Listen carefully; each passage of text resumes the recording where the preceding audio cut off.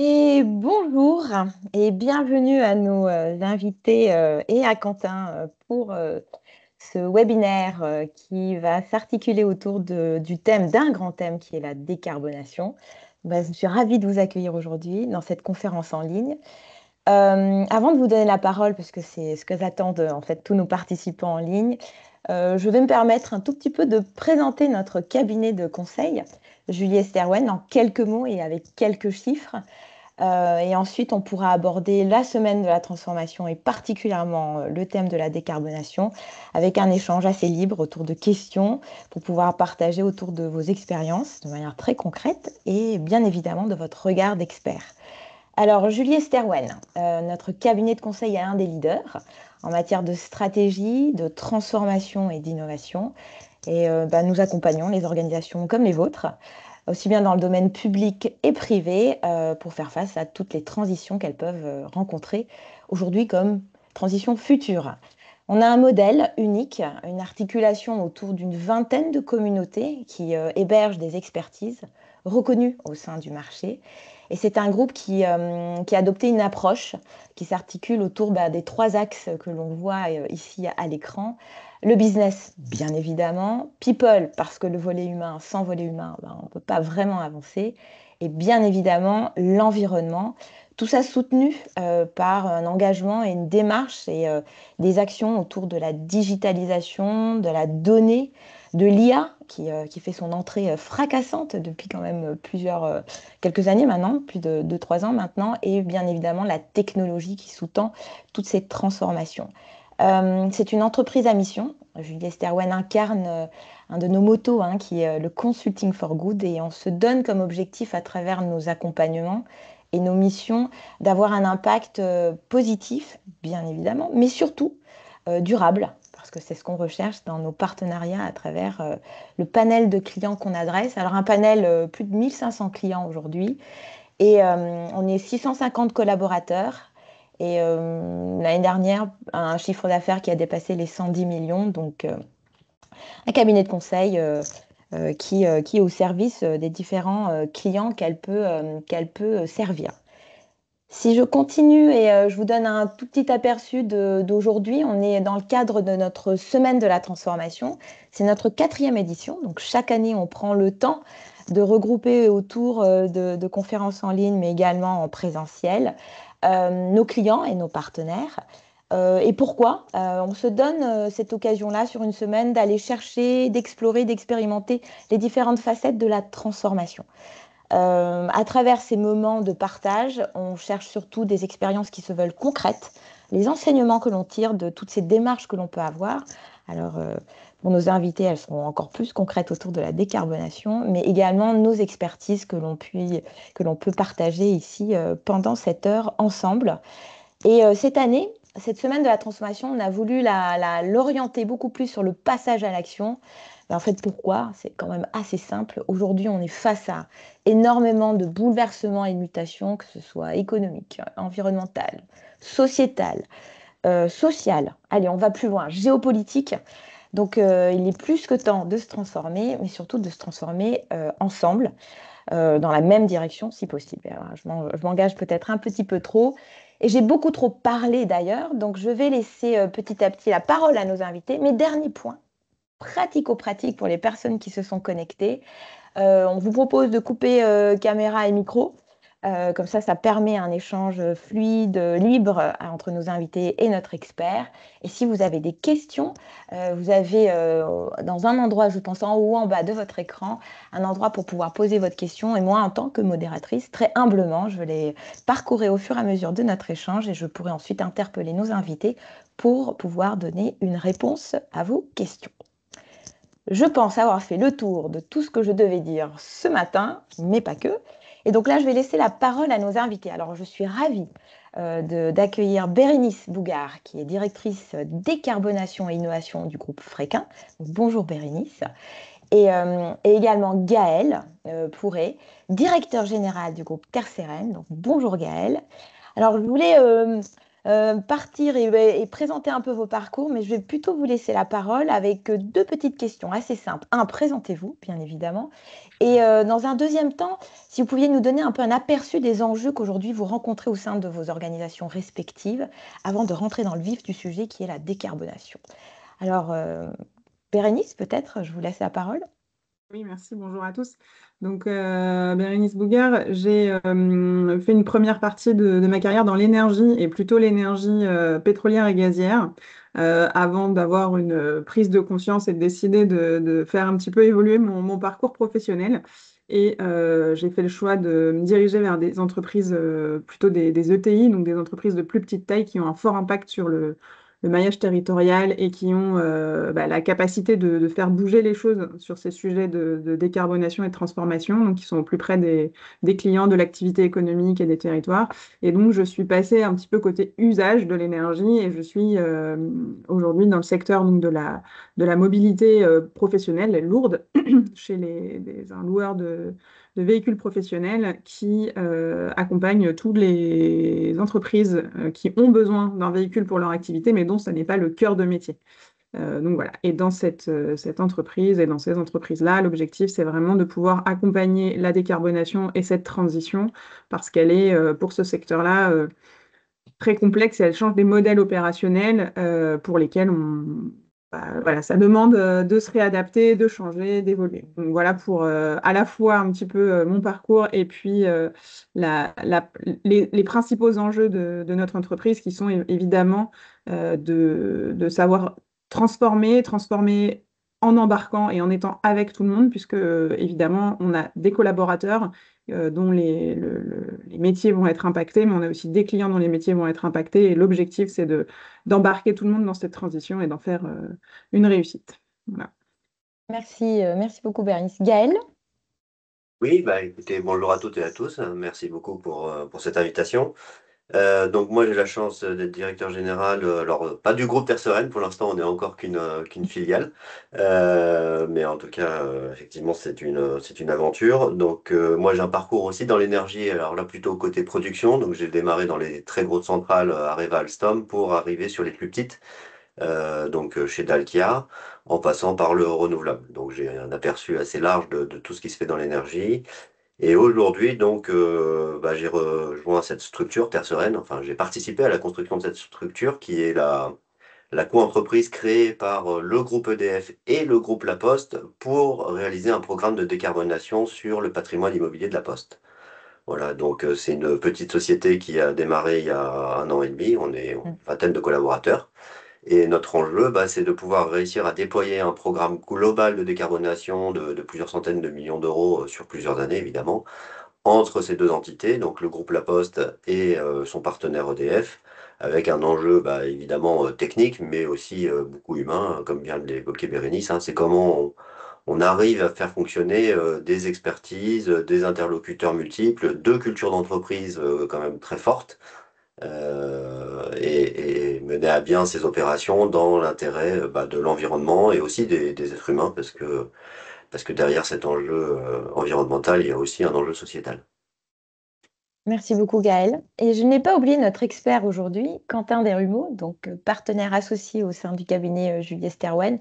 Quentin, je vais te laisser te présenter et bien évidemment commencer à planter un peu le décor autour de ces enjeux que l'on voit déjà à travers le groupe Fréquin et Terre Sereine. Donc, Quentin, tu as la parole. Merci Poupac. Bonjour à tous. Donc effectivement, Quentin Desrumeaux. Moi, ça fait une quinzaine d'années que je fais du conseil dans l'énergie et j'anime notre communauté d'expertise sur les questions d'énergie et d'environnement au sein du Liesterwen. Notre vocation sur ces sujets, c'est d'accompagner les organisations de toute nature dans les grandes transformations associées aux transitions énergétiques et environnementales. Donc ça veut dire potentiellement accompagner des gens qui vont apporter des solutions dans leur perspective de développement et dans les transformations associées à ce développement, ou aussi des grandes organisations qui sont elles-mêmes confrontées à leur propre décarbonation que ce soit sur leur patrimoine immobilier, sur le tertiaire, sur le transport, pardon, et l'électrification de ce transport, ou encore des obligations qui tombent sur des couvertures en panneaux solaires. Voilà, on est présent à leur côté pour affronter ces grandes questions dont on va débattre aujourd'hui. Voilà. Merci Quentin, merci beaucoup. Alors, donc je vois bien deux types, deux secteurs différents autour d'une même ambition, d'un même engagement. Alors, comme je dis engagement, du coup, ça me fait penser un peu à la motivation. De votre côté, Bérénice, comme Gaëlle, euh, on vient de poser un peu le décor. Qu'est-ce qui pousse en fait vos entreprises aujourd'hui à vous engager dans cette démarche de décarbonation? Euh, Quelles sont les motivations derrière? On peut parler de démarche. Moi, j'ai plutôt envie de parler d'un projet un peu d'envergure et d'engagement. Donc, Gaëlle, de votre côté, comment ça s'est mis en place et qu'est-ce qui a fait que ça a déclenché cet impératif-là? Alors, effectivement, le projet est né, je pense, aux alentours des années 2000, où le groupe La Poste, et en particulier sa filiale La Poste Immobilier, qui est la foncière de La Poste, hein, qui gère le patrimoine immobilier de La Poste et une partie du locatif, s'est dit qu'il fallait accélérer la transition énergétique et trouver les leviers d'action pour être au rendez-vous de la COP 21, des objectifs qui sont fixés par l'Union européenne. Et donc, ils ont décidé de monter ce partenariat. Donc, c'est vraiment d'une volonté stratégique du groupe pour accomplir cette décarbonation. Alors, elle a deux origines très fortes. La première, c'est que le groupe La Poste est un acteur qui est très très très bien classé dans tout ce qui est thématique RSE, développement durable. Et aujourd'hui est un des leaders mondiaux dans ce domaine. Donc elle veut être exemplaire et cette démarche de décarbonation s'inscrit parfaitement dans cette trajectoire et dans cette volonté. D'ailleurs, la Poste a enregistré sa trajectoire SBTI qui est aujourd'hui l'instance internationale qui certifie, authentifie hein, les actions de décarbonation par les entreprises. Donc ça, c'était une volonté forte. La deuxième, c'est que en termes de gestion immobilière, il y a une nécessité aujourd'hui à rendre son patrimoine décarboné, plus propre, parce il existe une menace très très forte de dévalorisation du patrimoine dans les années à venir, de dévaluation. Et donc aujourd'hui, c'est difficile de quantifier cette fameuse valeur verte hein, dans le monde de l'immobilier, c'est le terme qu'ils emploient. Mais malgré tout, si on ne le traite pas, on sait que dans 5 ou 10 ans, on va se retrouver dos au mur avec des actifs qui n'auront plus de valeur. Donc, il y avait ces deux volontés. Et la troisième, l'origine du partenariat, c'était de se dire qu'il fallait un partenaire pour aller plus vite. C'est-à-dire que sur une méthode classique de pilotage des travaux, on ne serait pas au rendez-vous. Et donc, comment on pouvait accélérer, industrialiser, massifier cette approche. Merci Donc, beaucoup, ça, ce Bérénice. sont vraiment les grandes raisons. Merci. Merci, Bérénice. Vous, de votre côté, en matière de tout ce qui a pu déclencher et motiver pour pouvoir s'engager. Ouais, alors déjà, ce qui est assez important à rappeler, je pense on ne s'est pas mis en action et je pense que c'est toujours un peu un moteur de façon contrainte. C'est-à-dire que nous, on est un petit peu à la croisée des chemins. On n'a pas de réglementation qui nous oblige, nous, à entamer cette démarche de manière, voilà, on ne va pas se faire taper sur les doigts ou prendre des amendes, etc., puisqu'on n'est pas usagers finaux. Enfin, c'est pas nous qui allons conduire les camions sur la route et on n'est pas non plus constructeur automobile. Donc, en fait, nous, on n'a pas d'obligation très directement liée à notre activité qui nous oblige à nous transformer. Et donc, c'est vraiment quelque chose de volontaire que le groupe a décidé d'entamer pour plusieurs raisons. La première, c'est qu'on est expert des métiers de nos clients. Et donc, l'objectif, c'est vraiment d'accompagner nos clients dans leurs enjeux. Et donc, la décarbonation devient un enjeu pour nos clients. Et donc, on se doit de les accompagner dans ce besoin-là et dans cette évolution-là. Pour répondre à nos clients, on est aussi des experts du camion et plutôt du camion thermique, puisque ça fait des années, 80 ans que Fréquin existe. On a fêté l'anniversaire l'année dernière.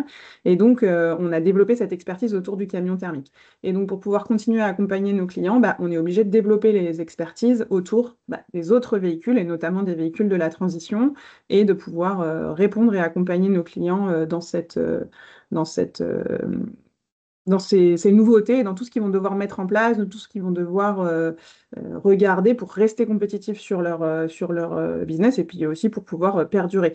Donc nous, c'est vraiment un enjeu de survie et de business pour nous, c'est-à-dire de pouvoir rester dans un monde qui est en mouvement et nos fournisseurs, nos clients, eux, sont impactés par les réglementations, mais aussi par tout un tas d'éléments qui vont aller de l'envie d'avoir un engagement et une politique RSE. Et vous avez cité le groupe La Poste, c'est aussi un de nos clients et on a beaucoup de projets avec eux parce qu'effectivement, ils ont cette grande ambition et donc ça passe aussi par leur parc de véhicules. On travaille avec eux sur pas mal de sujets, véhicules électriques, véhicules à hydrogène aussi, etc. Enfin, vraiment pour accompagner tout ça. Et donc, c'est un enjeu de business, de survie et extrêmement important pour pouvoir fêter dans 80 ans aussi l'anniversaire de notre groupe et rester là encore aux côtés de nos clients pour les 80 prochaines années. Merci beaucoup, Bérénice. Avant de laisser la parole à Quentin, donc on voit bien, en fait, il y a un esprit ou des contraintes réglementaires d'un côté, mais une volonté quand même de rester sur le marché, de rester un peu un leader, un modèle aussi. Je pense qu'on peut aller dans ce domaine-là. Pour toi, Quentin, toi qui vois et qui a en fait un panel un petit peu plus de différents accompagnements que tu peux faire avec nos clients, là-dessus, sur ce qui déclenche cette motivation, cet engagement-là, qu'est-ce que tu dirais? Alors, moi, ce que je dirais, c'est que c'est qu'il y a une grande diversité de configurations, que ce que reflètent très bien Gaël et Bérénice et les expériences qu'ils nous partagent aujourd'hui, c'est que finalement la réglementation, elle a un effet post-it, c'est-à-dire que elle met la question sur la table et elle met la question sur la table dans un calendrier relativement resserré et elle l'oblige à affronter la question. En revanche, le premier sujet à traiter, et on l'a vu à plusieurs reprises, notamment sur des projets solaires, c'est finalement faire l'inventaire des motivations à y aller, faire le tri dans ces motivations et organiser une forme de consensus collectif autour de la motivation ou des motivations principales qui permettent de se mettre en mouvement. Et comme tous deux l'ont très bien dit, finalement, la réglementation, euh, c'est un site, c'est un signal, c'est un point de départ, mais c'est une motivation qui est très pauvre pour la suite des opérations. Et donc, c'est vraiment absolument clé de définir une ambition qui est plus vaste et d'identifier des vrais leviers de création de valeur autour de ces projets. Merci Quentin. Donc, ce qui ressort, on a bien planté le décor avec les enjeux. On voit un peu ce qui déclenche, que ce soit contrainte ou une contrainte pas subie, mais en tout cas par extension, parce qu'on sert des clients. Ça devient un levier, comme tu l'as dit, plutôt stratégique. Donc, il y a à la fois le volet économique, mais il y a aussi l'image de l'entreprise que l'on voit derrière ce que vous nous dites. Mais moi qui vous écoute, et c'est les personnes qui vous écoutent également, on a deux invités de prestige là autour de la table. Concrètement, si je dois parler demain, je ne sais pas, lors d'un dîner, d'une opération de décarbonation dans vos métiers, secteur de l'immobilier d'un côté, du transport de l'autre, qu'est-ce que vous pouvez nous partager pour que on puisse mettre vraiment une image, une illustration derrière pour pouvoir en parler? Qui veut commencer? Bérénice, peut-être? Allez. Alors déjà, il faut resituer parce que la décarbonation, c'est un très gros sujet, il se passe plein de choses, donc il faut déjà savoir de quoi on parle et repréciser de quoi on parle. Pour un modèle comme Fréquin, alors j'imagine, ou en tout cas si notre auditoire n'est pas forcément familier avec les scopes, il faut savoir que les entreprises sont soumises à, enfin, bilan carbone et les méthodologies de comptage carbone comptent trois scopes, et notamment le scope 1 et 2, c'est vraiment l'activité directe d'une entreprise, et le scope 3 étant une activité indirecte. C'est l'activité induite dans la chaîne de valeur par les activités amont ou aval d'une entreprise. Pour une entreprise comme Fréquin, décarboner, c'est la majeure partie de notre responsabilité en termes de carbone, c'est le fait que nos clients utilisent nos produits. C'est que ce soit des clients qui roulent avec des véhicules et qui mettent du carburant dedans, qui va ensuite émettre du CO2. Donc nous, notre enjeu, c'est vraiment ça, on a aussi des actions sur notre scope 1 et 2, etc., mais celles-là, elles sont importantes, elles ont été mises en place, mais là, maintenant, le gros du travail, c'est ça. Donc une action de décarbonation pour Fréquin, c'est vraiment d'accompagner nos clients et de réussir à décarboner les kilomètres de nos clients. C'est ça notre objectif. Et donc pour ça, tout en leur permettant de continuer à exercer leur activité, donc il y a tout cet équilibre à trouver parce qu'un client qui roule plus du tout, ça ne décarbone pas tant que ça. Enfin, c'est une façon un peu drastique de décarboner.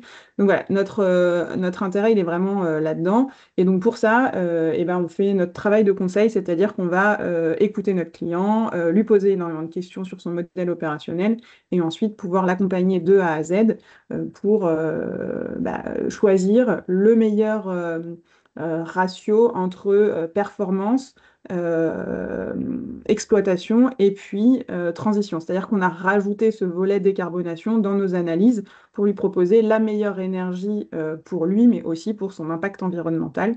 Et donc, voilà, c'est tout ce travail-là qu'on réalise aujourd'hui. Ça nous permet d'avoir des actions de décarbonation très concrètes pour nos clients et surtout avec nos clients. Donc, c'est un process end-to-end, quoi. Vous prenez du besoin, mais vous allez quand même un petit peu convaincre à partir d'un besoin qui est quand même un besoin plus que stratégique aujourd'hui, jusqu'à les accompagner de manière très concrète et bien sûr dans la durée. Parce qu'en fait, il y a un accompagnement au départ, mais également comment ça s'inscrit et comment ils adoptent en tout cas de nouvelles pratiques métiers, de nouvelles habitudes pour pouvoir bien comprendre et incarner eux-mêmes la transformation, puisque chacun joue un rôle, je suppose. Vous, de votre côté, Gaëlle, est-ce que, de manière aussi très concrète, je suppose que vous avez un écosystème d'acteurs à adresser. Comment ça se passe concrètement chez vous? Écoutez, effectivement, la question est très bonne. Si on nous demande qu'est-ce que vous faites de la décarbonation, ah oui, tu fais de l'isolation et tu mets des pompes à chaleur. Voilà, ça c'est un résumé premier niveau. Toute l'intelligence qu'il y a derrière ça, c'est comment on va réussir à trouver, la stratégie globale pour l'entreprise qui permet d'arriver à ce résultat-là, mais avec la plus grande efficacité. Évidemment, dans les délais et dans les coûts les meilleurs. Et c'est là où les choses se compliquent, hein, parce qu'il faut de l'intelligence globale et rationaliser l'approche à l'échelle du parc. Ensuite, il faut de l'expertise, c'est pas juste de l'isolation et de la pompe à chaleur, mais c'est tout le bâtiment sur lequel il faut réfléchir. Donc, on est quand même sur une refonte avec des technologies qui peuvent varier, des solutions de climatisation. On prend en compte aussi tout ce qui est résilience, hein, puisque maintenant il y a l'adaptabilité du bâtiment qui entre en ligne de compte. Donc, comment on peut limiter la climatisation au maximum et profiter de climatisation naturelle. Il faut intégrer aussi le bâtiment dans son environnement. On est quand même, par exemple, sur le parc de la Poste, on a quand même beaucoup de bâtiments classés. Donc, on est obligé de tenir compte de ça. Donc, comment on est capable d'allier cette efficacité, cette technicité avec une efficacité, une performance économique? Et c'est ça l'enjeu sur lequel nous en particulier on intervient, c'est qu'en fait on a une vision globale avec une trajectoire, une stratégie globale qui nous vise, qui nous donne un objectif, et comment on la décline de cet objectif global à l'échelle du bâtiment. Et donc c'est trouver ces solutions. Et après, pour rajouter un petit peu de croustillant, en fait, oui, il y a l'isolation, oui, il y a les pompes à chaleur, mais il y a aussi beaucoup d'innovation sur tout ce qui est, comme vous l'avez cité, l'IA et la data, avec l'intelligence du bâtiment, la mise en place de systèmes de régulation et de supervision, et on réfléchit même à des systèmes d'hypervision qui vont permettre de gérer les bâtiments à distance et de rationaliser le pilotage du bâtiment à grande échelle. Alors, merci beaucoup pour cet aperçu assez complet de ce type, de manière concrète, que veut dire décarbonation au sein de votre organisation. Mais du coup, Quentin, toi, de ton côté, puisque au-delà d'accompagner plusieurs acteurs, concrètement, toi, si tu devais soulever des questions, parce en fait, on se pose d'abord des questions avant de proposer des solutions, ou en tout cas des actions, comment tu aborderais ce sujet, si tu devais écrire cette histoire de décarbonation de manière concrète? Alors, nous, ce qu'on a ressenti sur un certain nombre de projets, c'est que en fait, les compétences nécessaires à la décarbonation, elles n'ont pas forcément une localisation évidente dans les organisations.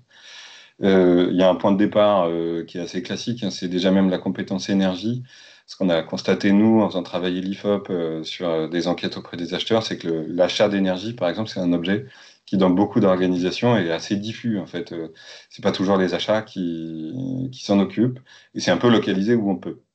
Là, finalement, on va avoir sur la décarbonation ça, mais quelque part un peu au carré. C'est-à-dire qu'il faut souvent aborder plusieurs questions à la fois. On a parlé des motivations à y aller, on a parlé des enjeux de plusieurs directions. Il va y avoir des problématiques de performance RSE et de reporting RSE, il peut y avoir des CAPEX importants à mobiliser, il peut y avoir une performance économique à sécuriser, des enjeux auprès des équipes et de leurs opérations. Et donc, en fait, ce qu'on souligne vraiment là-dessus, c'est que il faut pas en faire, enfin, comme le disait assez justement Gaël, il faut pas en faire un sujet d'un technicien dans son coin. Il faut monter très rapidement un collectif qui va associer les différentes fonctions qui ont besoin de se positionner sur le sujet.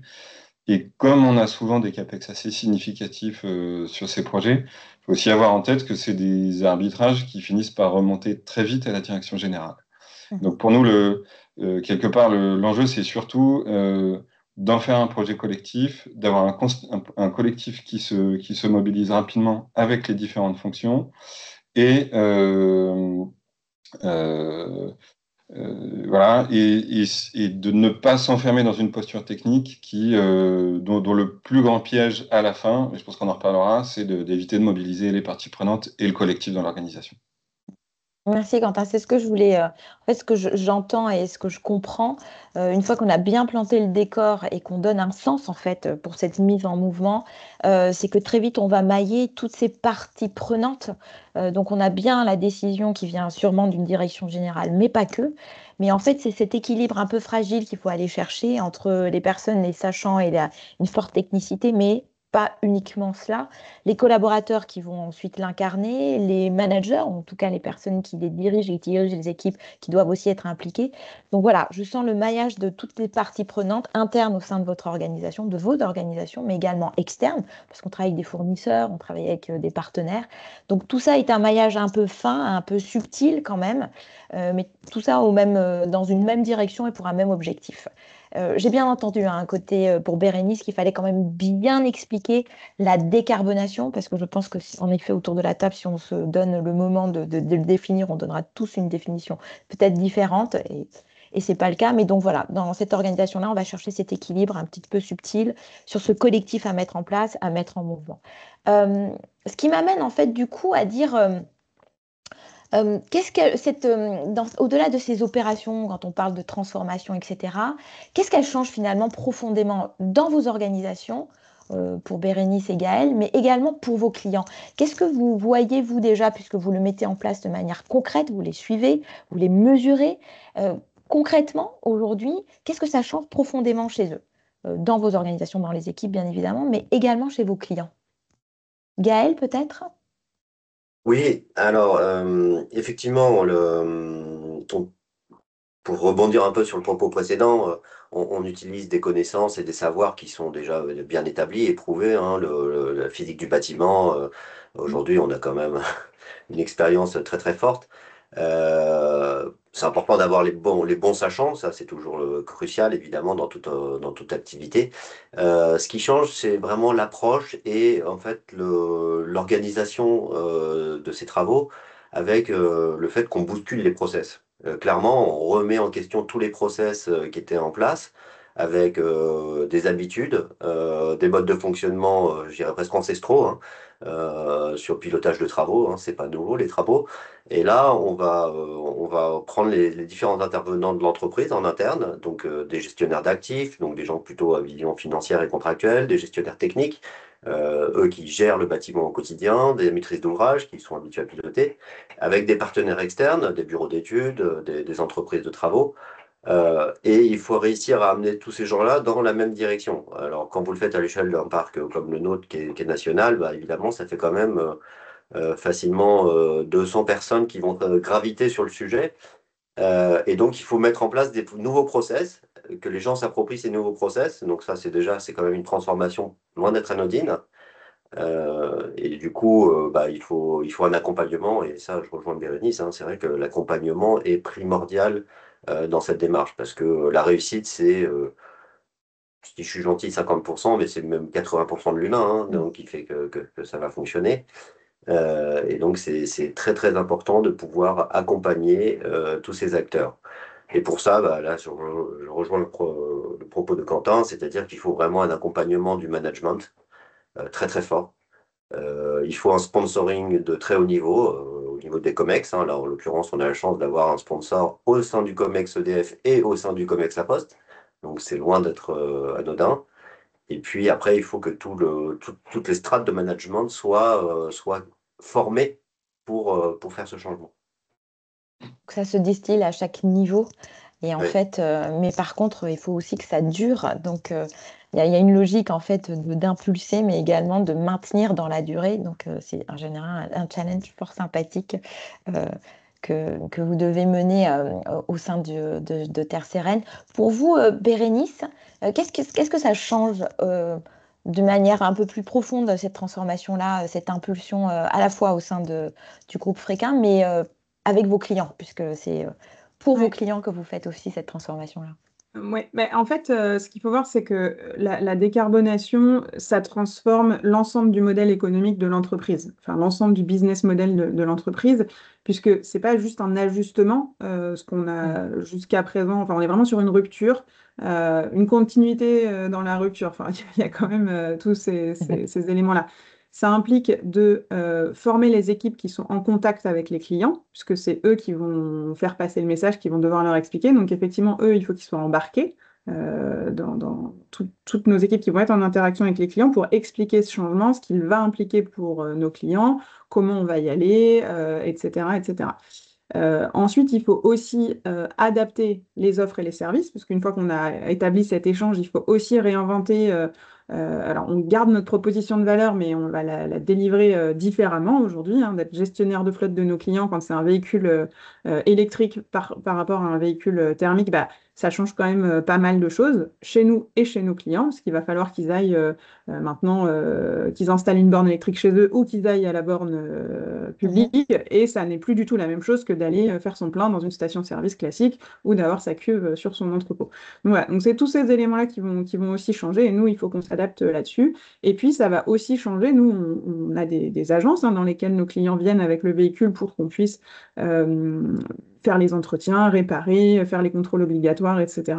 Et ben, tout ça, ça va aussi changer. Donc, il faut aussi transformer nos agences, nos populations pour accueillir ces flottes mixtes où on aura toujours des véhicules euh, classiques qu'on a l'habitude de gérer pendant encore quelques années, mais aussi intégrer des nouveaux véhicules avec tout ce que ça va changer de type d'activités un peu différentes, mais aussi de problèmes de sécurité, de problèmes d'infrastructure. Enfin voilà, il y a énormément de choses qu'il faut qu'on puisse amener dans ces éléments. Et ce qui est très très important, ce qu'on disait tout à l'heure, c'est il faut embarquer tout le monde, mais il faut que les gens Mhm. comprennent où est-ce qu'on veut aller, mais il faut aussi réussir assez vite à incarner très concrètement ce que ça va changer dans le quotidien de chacun dans l'entreprise.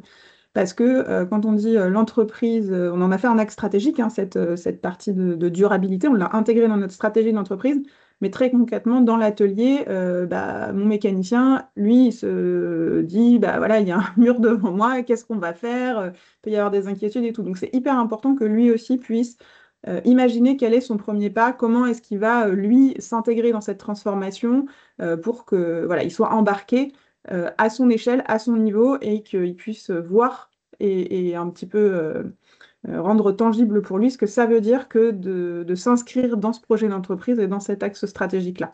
Et ça, c'est extrêmement important. C'est pas évident à faire parce qu'on a tous des échelles un petit peu différentes, mais c'est extrêmement important d'arriver à donner le rôle de chacun pour perdre personne, et que finalement le pire ce serait la tétanie un petit peu et l'inaction face à ce concept un peu très théorique d'entreprise. Donc voilà. Alors oui, théorique, alors plus trop maintenant, hein, puisque au fur et à mesure de nos échanges, moi, ça devient de plus en plus concret. On voit bien hein, l'écosystème d'acteurs et en effet jouer leur rôle parce qu'ils vont toujours se poser la première question, c'est qu'est-ce que j'y gagne dans cette histoire? C'est très beau en Mm. affichage, mais j'aimerais aussi pouvoir, au-delà de jouer mon rôle, déjà comprendre ce qu'on attend de moi derrière. Donc je vous rejoins et en effet, à travers toute cette analyse des process, ce end-to-end qu'on peut avoir, comme le disait Gaël, c'est prendre ce temps-là de bien analyser, mais on reste pas à un niveau de diagnostic, on reste pour plutôt mettre en mouvement. Donc mettre en mouvement, c'est-à-dire que je donne des solutions pas à pas pour que chacun puisse aller à peu près dans la même direction. Quentin, pour toi, quand tu entends la transformation, elle est profonde au sein de ces organisations, pour leurs clients, euh, comment toi, quel type de lunettes là, tu es en train de prendre pour nous dire qu'est-ce que ça change finalement profondément chez nos clients?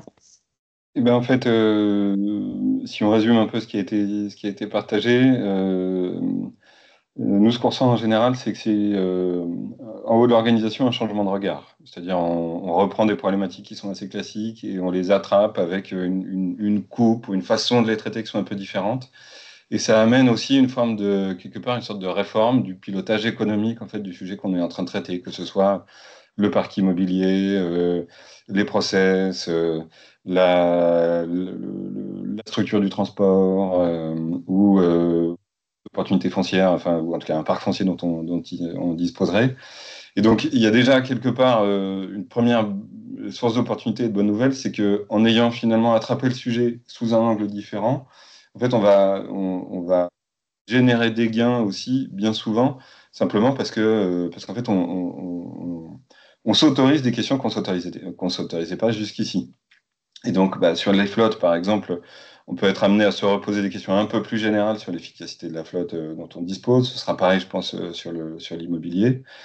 Et après, on va effectivement redescendre sur bah, les aspects techniques les aspects techniques et opérationnels de ces transformations, dans lesquels il faut qu'on rassure dans les échelons opérationnels sur le fait que ça va se faire sans trop de douleur, qu'il y a aussi des gains peut-être pour eux à aller chercher là-dessus, et jusqu'aux gens les plus opérationnels et les plus impactés par ces sujets, qui ont besoin de se projeter concrètement, et parfois aussi de dépasser un certain nombre de s'approprier une partie de cette vision-là et de dépasser des fantasmes qu'il peut y avoir sur certains sujets. Un exemple qu'on cite souvent dans le monde de l'électrification des transports, c'est il y a énormément de fantasmes en fait sur l'électrification, et le premier facteur qui aide, c'est simplement d'essayer en fait. Et c'est faire cette expérience concrète qui amène, qui suscite énormément d'adhésion en fait sur le sujet. Merci Quentin. Moi, j'entends aussi dans tout ce qu'on est en train d'échanger aujourd'hui, c'est ces dynamiques internes là qu'on est en train de bousculer, de bouger un peu des curseurs. Oui, je comprends le levier stratégique. Oui, je comprends que c'est pas qu'une compétence technico-technique, permettez-moi ce terme-là, parce qu'on a peut-être tendance à avoir la décarbonation là-dessus. C'est en fait tout un projet d'entreprise. J'enclenche ce levier et j'embarque tout le monde à différents moments, à différents niveaux, parce que on n'a pas tous la même temporalité face à une transformation. Et en effet, elle est profonde, mais surtout, elle se veut durable. Donc, c'est plutôt s'inscrire dans la durée, moi, qui m'intéresse de voir après quels sont un petit peu les défis que vous vous donnez, ou en tout cas les objectifs. On sent bien le niveau d'effort, en fait, dans un programme, un engagement autour de la décarbonation. On se donne un cap, très bien. Comment on priorise un petit peu ce niveau d'effort? Comment vous faites-vous respectivement dans vos organisations, vos entreprises, ce niveau d'effort à fournir parce qu'il n'est pas du tout le même. La visibilité d'un sponsor à un moment, l'engagement du manager dans la durée pratiquement tous les jours, un collaborateur où on change ses pratiques et ses habitudes de travail. Pour vous, Bérénice, qu'est-ce qui est important en fait, cette priorisation, niveau d'effort, impact, etc. Comment vous le voyez quand vous avez commencé à définir cette stratégie de décarbonation dans le groupe Fréquin? Déjà, tous les sujets comme ça qui sont quand même plus ou moins long terme, il faut voir ça plutôt comme un marathon que comme un sprint. Donc, il faut un petit peu préparer sa course et être certain qu'on va réussir à aller au bout. Donc, c'est extrêmement important de planifier, de ne pas aller trop vite dans le sens de ne pas se griller tout de suite, etc. Donc, c'est important de planifier cet effort global. Et donc, c'est définir une stratégie à moyen long terme. Donc, de faire un plan à 3 ans, à 5 ans, à 10 ans, en fonction des modèles et des spécificités de chaque entreprise. Mais c'est extrêmement important de se projeter et de se dire, voilà où est-ce qu'on voudrait être dans 3 ans, 5 ans, et de se donner un petit peu les étapes qu'on va mettre en place pour y arriver. Et pour moi, je pense que la première, c'est d'embarquer les équipes et les clients, enfin en tout cas les parties prenantes nécessaires. Donc c'est vraiment la première étape, c'est ce qui va créer en fait la capacité à avancer au bon rythme et à avancer voilà, sans perdre de temps. On dit souvent, seul on va plus vite, plusieurs on va plus loin, mais c'est vraiment cette idée-là de se dire que d'abord il faut constituer cette armée qui va se déplacer et qui va aller dans le même sens. Et donc ça, c'est vraiment le premier point, tout en gardant en tête qu'une fois qu'on a mobilisé ou qu'on a embarqué, on va pouvoir délivrer les actions qu'on s'est fixées et donc arriver là où on a envie d'aller. Et donc chez Fréquin, on a développé ça a été notre premier élément sur le sujet, enfin un des plus visibles en tout cas, d'embarquer vraiment notre écosystème et notamment, on a décidé de commencer par former toutes les personnes en interaction avec nos clients parce que c'est là que le discours devait changer en premier. Et puis ensuite, on va aussi former l'intégralité de nos collaborateurs qui sont dans les agences, etc. Et donc, on a phasé ce programme-là sur plusieurs mois. Donc, ça s'appelle Fil Green parce qu'on suit notre fil vert pour avancer dans cette transition. Et on forme un peu plus de 400 personnes chez Fréquin à tous les niveaux. C'est-à-dire que c'est vraiment toutes les personnes en interaction avec nos clients de la direction générale. Donc, notre COMEX est formé avec ce même programme parce que eux aussi sont en interaction avec nos clients et c'est important qu'on ait une seule voix pour parler sur ce sujet-là. Un alignement qui est important, mais aussi nos populations commerciales, évidemment, mais aussi toutes les personnes qui sont dans nos ateliers et qui vont interagir avec un client qui va venir amener un camion. Donc, même les interactions de suivi client, opérationnel, etc., sont des moments où on peut avoir cet échange et il est important que celle-là aussi, elle soit alignée. Donc, voilà, donc ça a été vraiment ça, ce programme est en cours et donc on est accompagné par Juliette Sterwen qui fait cette formation avec nos collaborateurs et c'est extrêmement important de commencer par là pour pouvoir créer cette adhésion et cet engouement. Et ensuite, on travaille aussi sur d'autres projets, mais qui vont pouvoir germer grâce à ce premier travail d'accompagnement. Donc, c'est une nouvelle langue qu'on apprend tous ensemble au sein de votre organisation, parce que qui dit formation et les éléments de langage qui sont aussi distillés, si je parle à mon client de manière différente parce que je vais le convaincre et je vais montrer que je vais dans la même direction, je suis capable d'avoir cette même langue et les mêmes pratiques en interne avec les personnes en atelier. Au-delà de la formation là, qui est en fil continu à dose homéopathique, là, comme ça, que vous distillez à l'ensemble des équipes pour que ça s'inscrive dans le temps, je pense que vous avez également des moments un petit peu où, hop, on se mobilise, on fédère, je suppose, au sein du groupe Fréquin. Ah oui, complètement. Bah, le lancement de cette formation a été l'occasion de faire un événement d'entreprise autour du lancement de cette formation qui était le prétexte, hein, parce que c'est la formation, mais c'est vraiment de se dire on s'engage collectivement. Et pour marquer ça, donc on a effectivement fait une opération de lancement avec toutes nos agences qui étaient connectées. Donc on a fait un déjeuner connecté avec toutes nos agences qui ont chacune des moments de convivialité au sein de leurs différentes agences. On a pu être un petit peu tous ensemble réunis autour de ce lancement, mais plus globalement, c'est pas seulement le lancement d'une formation, c'est vraiment le lancement d'une direction et d'un mouvement d'entreprise. Et le plus important, je pense que c'est aussi le premier pas, de le matérialiser et de se mettre en mouvement. Donc là, voilà, on est en mouvement. C'est notre premier et on embarque. Et c'est important de tenir le rythme. Donc c'est pour ça que ce phasage, il est extrêmement important parce qu'une fois qu'on a embarqué tout le monde, si on n'a plus rien à proposer derrière ou si on n'en fait rien, ça va faire pchit. Donc voilà, c'est... On peut s'essouffler, on le sent très bien. Merci Exactement. Bérénice. Gaëlle, vous, de votre côté, je pense que vous avez aussi une approche comme ça globale avec cette dynamique à mettre en place. Vous Oui, nous en dire un alors, petit plus? oui, bien sûr. Alors, je dirais, la complexité dans la gestion des priorités, c'est qu'on a la tête dans le guidon, hein. On nous demande des résultats immédiats, très rapides, alors qu'on est sur un programme à 10 ans avec des enjeux de massification, d'industrialisation. Donc on a cette difficulté d'avoir à gérer les opérations au quotidien qui nous occupent avec des urgences tous les jours et être en même temps devoir prendre un peu de hauteur régulièrement pour corriger, ajuster les process, le tir, en fonction des retours d'expérience qu'on a, des difficultés qu'on rencontre, des obstacles. Et je dirais que c'est ça qui est à la fois exaltant, mais en même temps extrêmement dur, hein. C'est qu'il faut qu'on navigue en permanence entre un niveau très opérationnel et remonter à un niveau stratégique en se disant, bon là, ça fonctionne pas, il faut qu'on corrige le tir, il faut qu'on change l'approche. Les gens déconnectent parce qu'en fait, ils comprennent pas le sens de l'outil, l'organisation, la comitologie qu'on a mis en place. Et du coup, il faut qu'on revoie notre approche. Donc on est vraiment en mode agile, hein, pour le coup, reprendre les termes du monde du numérique, pour essayer de corriger en temps réel les process. Alors c'est dur parce qu'en même temps, les gens ont du mal à trouver des repères, et puis on a juste fini de mettre en place un process, et ben on dit qu'on va le faire évoluer. Donc, C'est presque frustrant. ouais, c'est presque frustrant. Mais Ok. globalement, on y arrive, ça prend du temps, c'est dur, mais on y arrive. Et il faut être, bah oui, c'est vraiment un marathon, hein. Il faut pas lâcher, il faut maintenir, il faut cadencer, faut toujours être présent, en dialogue avec tout le monde pour avoir tous les signaux faibles qui remontent,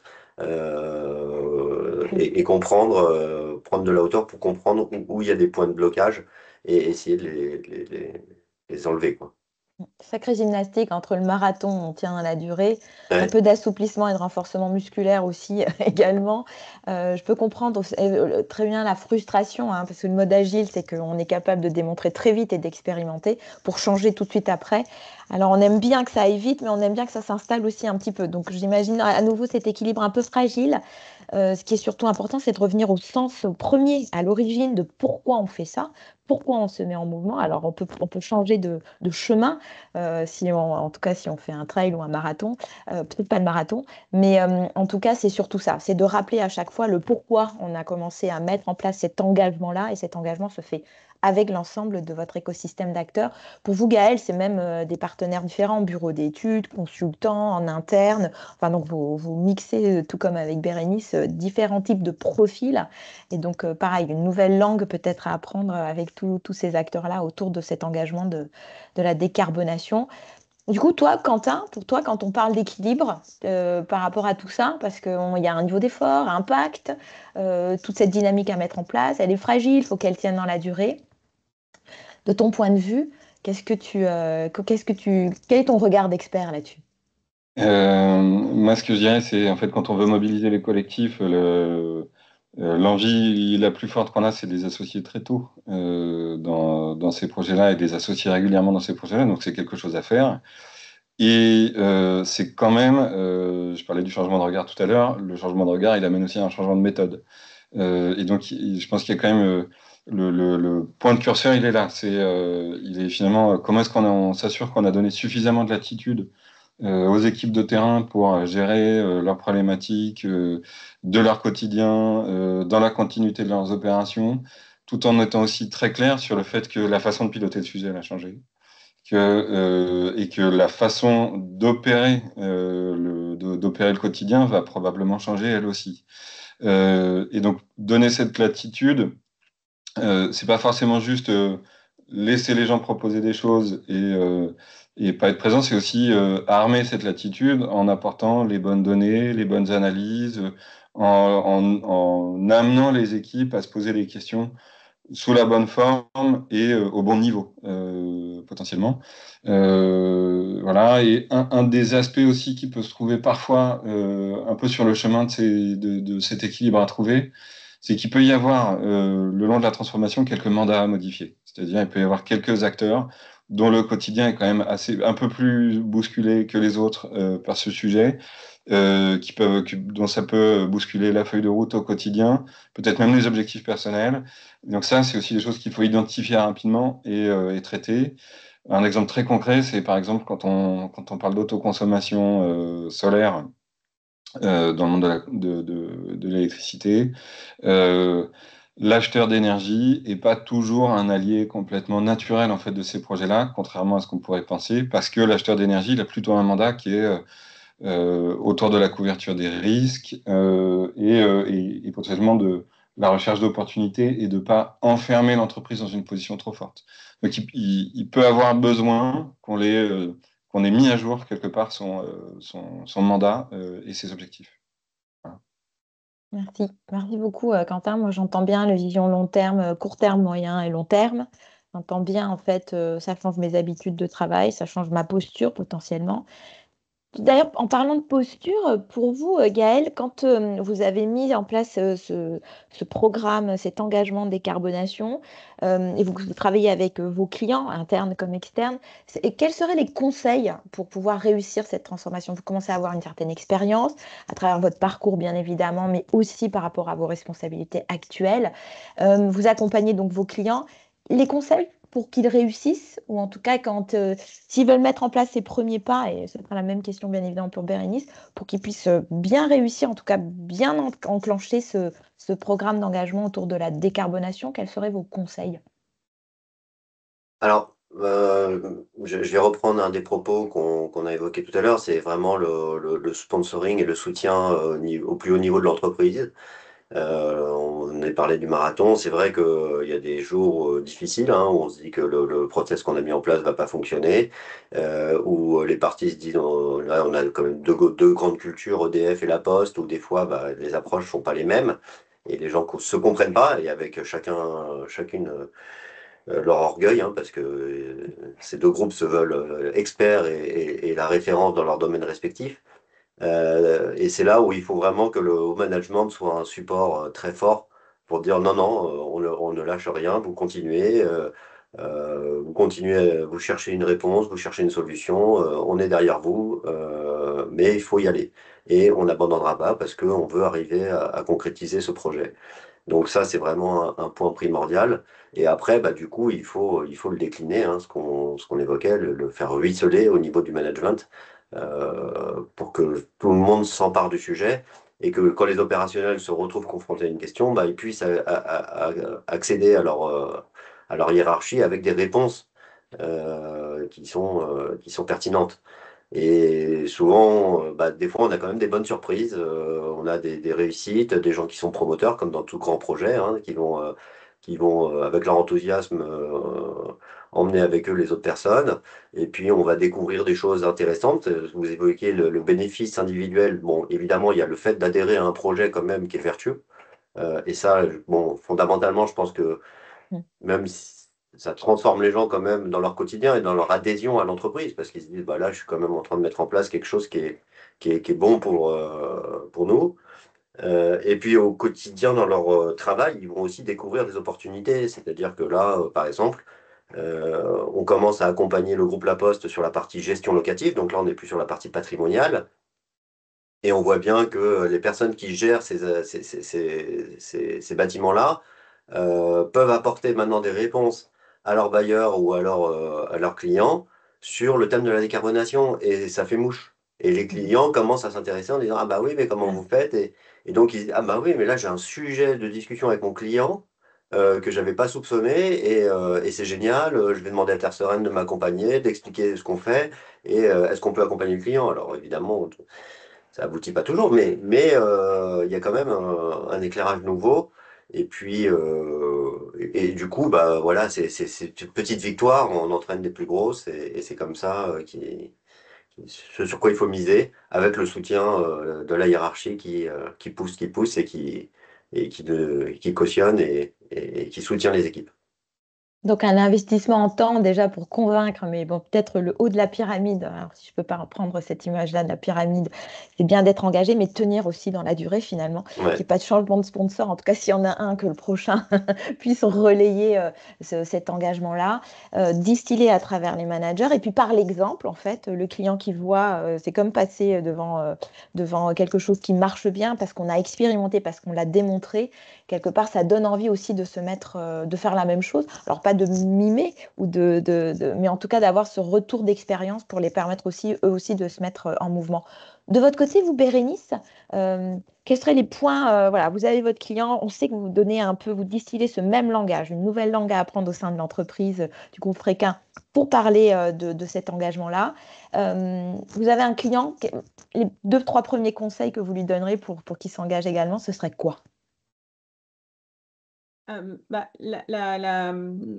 première chose, évidemment, c'est d'y réfléchir de manière stratégique avant de se lancer. Finalement, c'est presque de ne pas y aller trop vite, mais ça, en général, ils y vont pas trop vite de leur plein gré. Donc, c'est effectivement de ne pas y aller trop vite, mais d'y aller. C'est-à-dire qu'il faut commencer à y réfléchir, d'y réfléchir de la façon la plus adaptée. Et en plus de ça, ça va l'obliger aussi à phaser, c'est-à-dire que aujourd'hui, parler d'un véhicule électrique, par exemple, ça veut quand même dire qu'il faut un moyen de le charger et les bornes il faut s'occuper de son projet de borne avant de s'occuper de son camion électrique. Donc, ça va demander aussi de reprendre certaines actions pas tout à fait dans le même sens, etc. Donc, il faut vraiment réfléchir au global, se faire son plan, son propre plan à soi, et surtout d'être accompagné. Parce qu'en fait, ce sont des nouveaux métiers, ce sont des gros changements pour une organisation, et on ne peut pas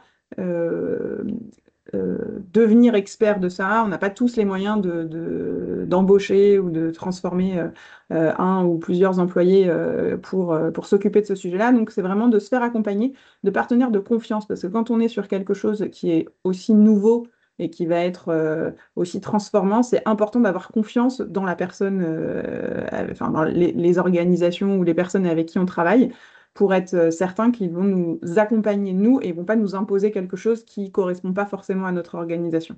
Donc vraiment, prendre le temps de la réflexion, de où est-ce qu'on veut aller, comment on veut y aller, avec qui, et ensuite de démarrer.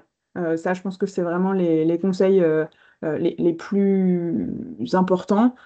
Et puis ensuite, de mettre un petit peu autour, et ensuite d'embarquer ses équipes, ses employés, etc. Et je pense que c'est extrêmement important aussi de remettre des imaginaires positifs. Je pense que voilà, de donner des exemples concrets, oui, mais aussi de donner une finalité qui soit positive. C'est-à-dire que, et elle n'est pas forcément que vertueuse, c'est-à-dire que c'est pas forcément c'est un projet vertueux et donc voilà, ça suffit pas, parce qu'on a aussi des gens qui, c'est une corde qui les intéresse pas spécialement, mais ceux-là aussi, il faut les embarquer.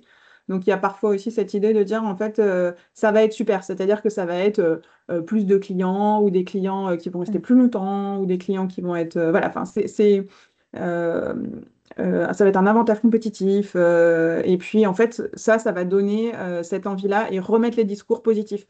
On a souvent, enfin, c'est assez classique, mais on entend souvent tous les sujets négatifs. C'est-à-dire qu'on a tel client, il a transitionné et du coup, ça marche pas, ou il a eu un souci, ou c'est pas tout à fait comme il attendait, ça a désorganisé son... Voilà. Ceux-là, on les entend très bien. Et tous ceux qui sont très contents et tous ceux qui, malgré tout ça, disent bah, moi, ça m'a permis d'avoir un nouveau contrat, ou les chauffeurs qui, nous, c'est assez euh, bluffant, c'est-à-dire qu'un chauffeur de poids lourd qui est monté dans un véhicule électrique, ben, en fait, il ne reviendra pas à du thermique. C'est vraiment un confort et quelque chose. Et en fait, toutes ces expériences-là, il faut les entendre, il faut les mettre en avant parce que assez naturellement, on a tendance à moins les entendre ou à moins les relayer, je ne sais pas.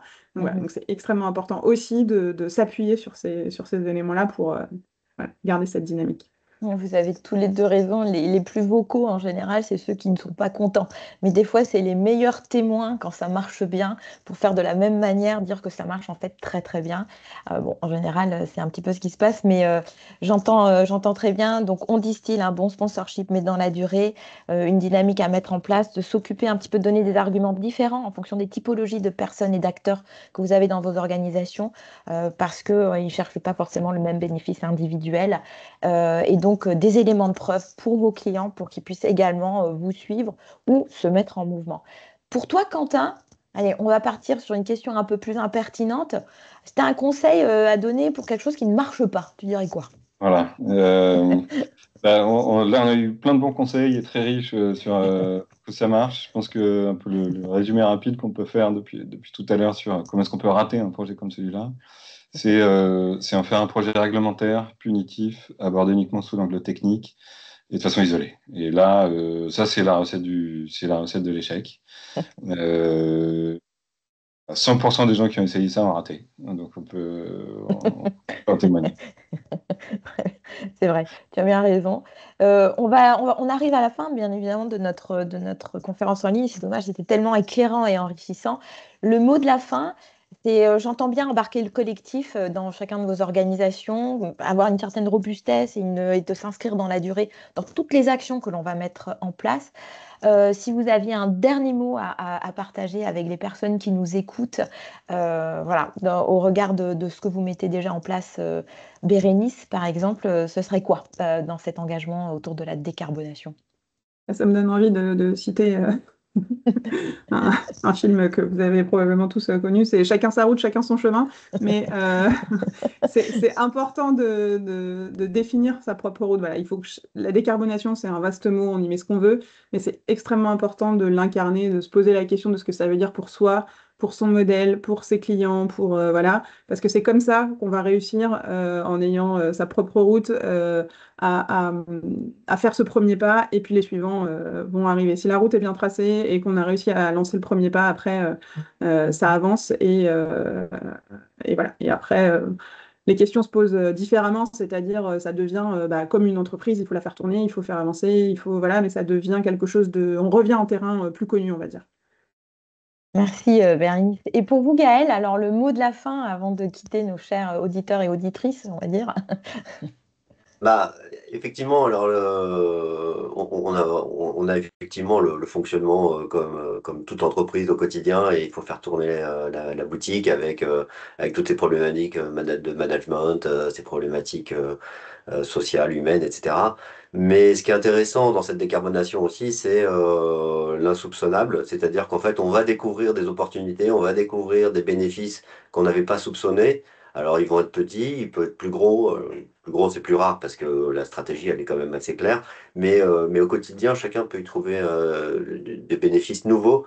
Et c'est ça qui est intéressant, c'est que la décarbonation, c'est quand même de l'innovation quelque part avec cette nouvelle approche. Et du coup, ces changements de process, ces changements d'organisation, entraînent aussi des opportunités. Et donc, il faut avoir confiance en ces opportunités. C'est ça qui est le plus dur. Mais, euh, mais on voit le fruit de choses qui fonctionnent.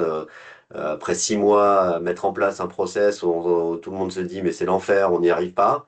Et ben, au bout de 6 mois, on trouve que le truc fonctionne bien, tout le monde parle le même langage, et les gens découvrent une efficacité nouvelle qu'ils n'avaient pas du tout dans leur approche classique. Mhm. Donc c'est ça qui est intéressant, et c'est là-dessus que moi je mise beaucoup sur les équipes, enfin auprès des équipes pour qu'ils aient confiance dans la réussite. Merci, merci Gaëlle. Alors, le mot de la fin viendra bien évidemment à Quentin. Moi, j'entends quand même levier stratégique, j'entends une dynamique collective, mais un équilibre fragile. J'entends aussi de l'humilité, parce que c'est un projet qui doit durer. Donc, on arrive et on donne les premiers arguments, on essaie de convaincre de manière graduelle. C'est une transformation qui se veut incrémentale. Donc, voilà, prenons ce temps-là, pas trop longtemps non plus. Et puis, laisser la place à chaque personne de jouer son rôle et de comprendre en quoi la décarbonation lui apporte, c'est une opportunité, mais aussi un bénéfice d'abord individuel et puis ensuite collectif. Alors moi, j'arrête de parler et puis c'est Quentin qui va clôturer cette conférence en ligne. Quentin, en quelques mots avant de nous quitter et avant de remercier nos invités, bien évidemment.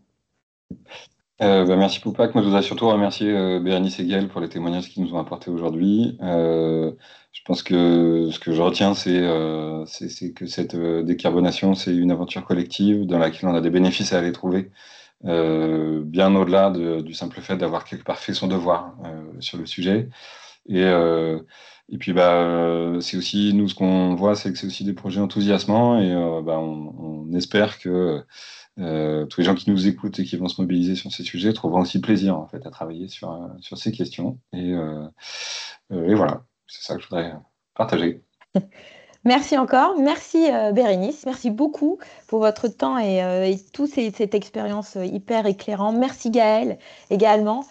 C'était vraiment très riche. En tout cas, moi, je repars. Je sais comment en parler de manière concrète ce soir lors d'un dîner. Donc, rien que pour ça, merci beaucoup. Je remercie également toutes les personnes qui étaient en ligne et qui nous ont écoutés. Et n'oubliez pas, ce sont des replays. Donc, si vous souhaitez à nouveau les réécouter, n'hésitez pas à vous inscrire et vous allez recevoir un lien pour pouvoir écouter l'ensemble de notre échange et ce regard d'expert. Je vous souhaite une excellente journée. Encore merci et à très bientôt. Merci beaucoup. Merci, au revoir.